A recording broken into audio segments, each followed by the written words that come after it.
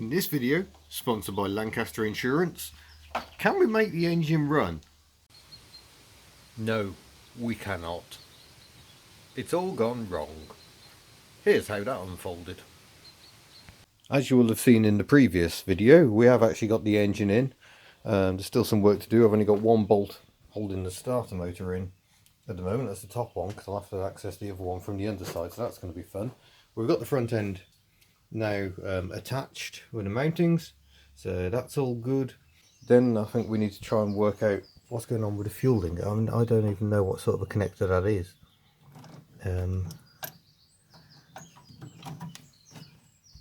I see, it's got a hose clip built into it. Intriguing. So that should just go on there then. That looks all perilously close to the steering linkage. Presumably it goes around that way and goes in there once I've taken that protective cap off.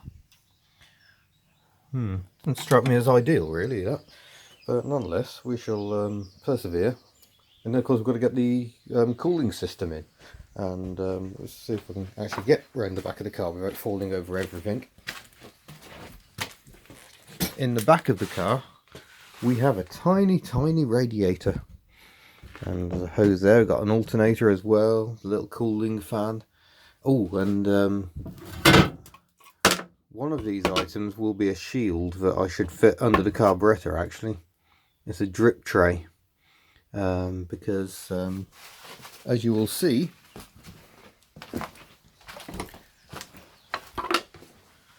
you've got the carburetor directly above the exhaust manifold. So if there's any leakage, it tends to just go all over the exhaust and catch fire. And in a car where the body is full of resin, that's considered undesirable. I mean, generally in most cars, engine fires aren't the best things. So yeah, I probably need to get that fitted. It looks like it just bolts under the carburetor, so I'll have to get the carburetor off again.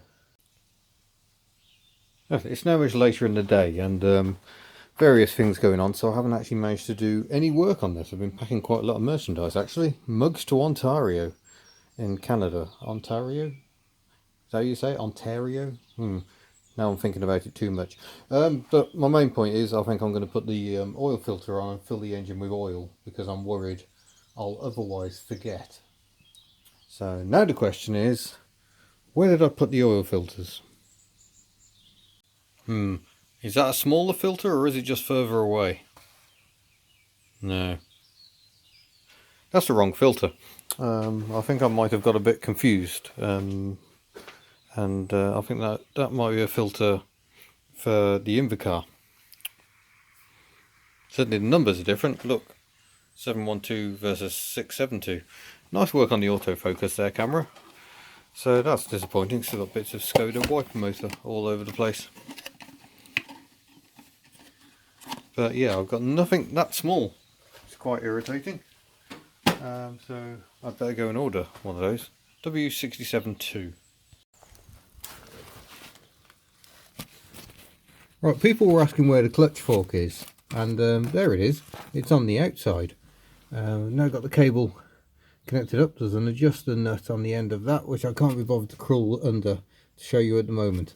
Got the bottom starter motor bolt is now through, and there's two nuts holding the bell housing to the gearbox, or the engine to the gearbox, just down there. Would still like to do a drain and refill of the gearbox oil, but that's probably not going to happen today. I think we'll leave that until we've done some more testing of the power plant. My man filters have arrived. Ordered a couple of them, so yeah, we shall lubricate the seal with some fresh oil and then put some oil in the engine and generally feel a bit happier about life. Well, excuse me while the train chuffs in the background. I neatly managed to not have enough oil, so I had to go out and buy more oil. Fortunately, Cheap Charlie's does this X-Flow 2050 from Comma, quite cheap, so yeah, 12 quid a bottle, although it's 4 litres not 5. And I've got an oil change to do on Tuk coming up as well, so I thought I'd better grab 2 bottles. And we have coolant as well, because I really need to start doing some pipe work. I think I'm going to start by getting the fuel cabling in, and then I'll put the distributor in, and then well, I'll put more oil in first, but yeah, I shall do some assemblage, because it'd be really nice to take this car for a drive.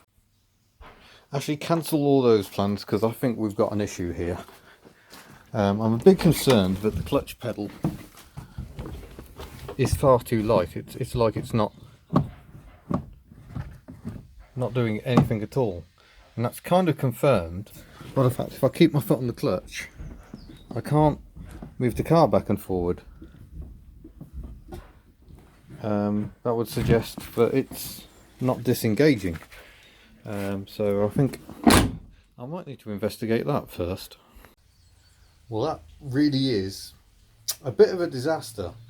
I'm going to go and do some quick internet research, see if there's any way to get around this, but I have a nasty feeling we're going to be splitting the engine and gearbox again, which is not the result I was hoping for.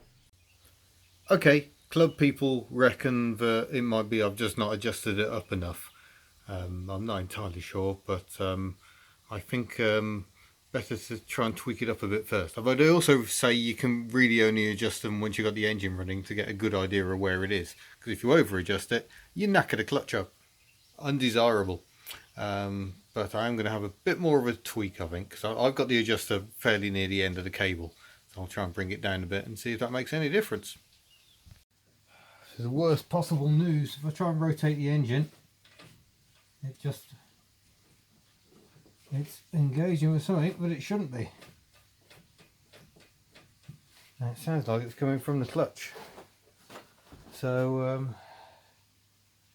engine and gearbox are going to have to be separated again. But that's not happening tonight. I think I'm going to start today by taking the starter motor off and just see if that changes anything, and then we'll start loosening all the bell housing nuts and see if there's any point where we ease it away where the engine starts turning again. Kind of blind hope and optimism really, but it has worked for me before. So you're not going to see anything because it's going to be tucked down there, so I'll come back to you in a moment. Well, the good news is I've got the engine off the clutch, and no, it still doesn't turn very well. It's probably because of flywheels resting on stuff, but the main bad news is that bit of the clutch is no longer attached. That's not good. I think the engine's going to have to come back out again, which is not even slightly good, to be honest. It's very, very annoying. Yeah, there's more of us trying to get an engine out today. You may remember Andy from Myrtle and Matiz's Adventures, Collection Capers, and Mrs. Hubnut is flexing her muscles. Flexing. I'm good. You got to admit I'm good. So yeah, we're just trying to lift the engine. We don't have the hoist anymore, so we've got to try and lift the engine out manually, but it's still a long way to reach. So we're hoping the flex might give us a bit more flexibility. Ugh. That's always a good noise, I find. It's alright, I'll make that noise plenty myself.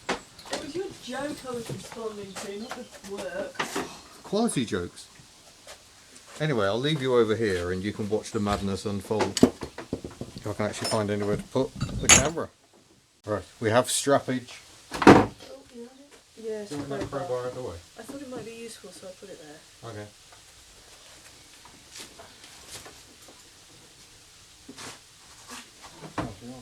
Do you want to go? Or will you right there? Oh, can I take the front? There we go. Oh, that's what I have. Out, hand trap. Oh, that glove's not going back. That's why we wear gloves. Splash me in the face. We're right there.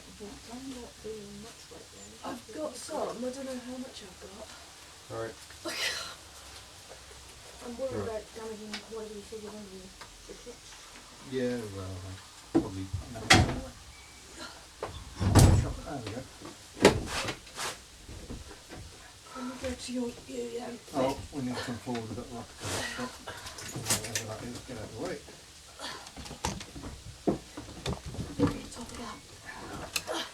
come out. Yes.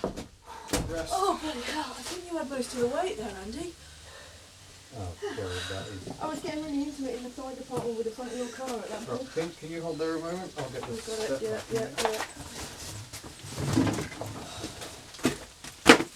The step is behind you, Andy. So I think Actually, if we go round that way. What about if we stop asking Andy to do the work and then... No, I'm alright. Yeah, you let go. Okay. Really, and out the way. I need my hand for that. There we go. It's out. Thank you very much. Now the internet's probably exploding as I've got two females helping me in the garage. But Blimey. it really shouldn't be that unusual, but there we go. And we can see the problem. We've obviously caught this bit as the clutch went in, and that's why it was not working. We've bent all these wires, and I don't know if I'm going to be able to salvage that or not. We shall investigate, but I think I need to make the tea. Yep. Yep. Oh, yeah. Oh, George is keeping an eye on us. Hello, George. He doesn't look impressed. Daft cat. So, disappointingly, that's where I'm going to wrap this one up. The engine is back out again. I need to try and fix the clutch, and then I'm going to explore some different options for getting it all back in the Fox. It just isn't working trying to make the two this way round, so I might drop the gearbox out, attempt a mating to make sure it all works and lines up, and then I think I'll go engine first through the top and gearbox from below, and we'll see if that works instead. It might be a bit easier, but yeah, all a bit frustrating. Not much tinkering time, so there aren't going to be many Fox updates for a while, I'm afraid, but should be some Mazda news soon, and yeah, lots else going on. So yeah, disappointing, but that's quite often how these projects go when you're doing something for the first time. I've never fitted a Reliant engine to a Reliant before, and you have to kind of be prepared for these sort of fails. All part of the fun here on Hubnut. So yeah, thank you very much for watching. Don't forget to subscribe before you go, and I shall see you in a future video, hopefully with a bit more success. Farewell.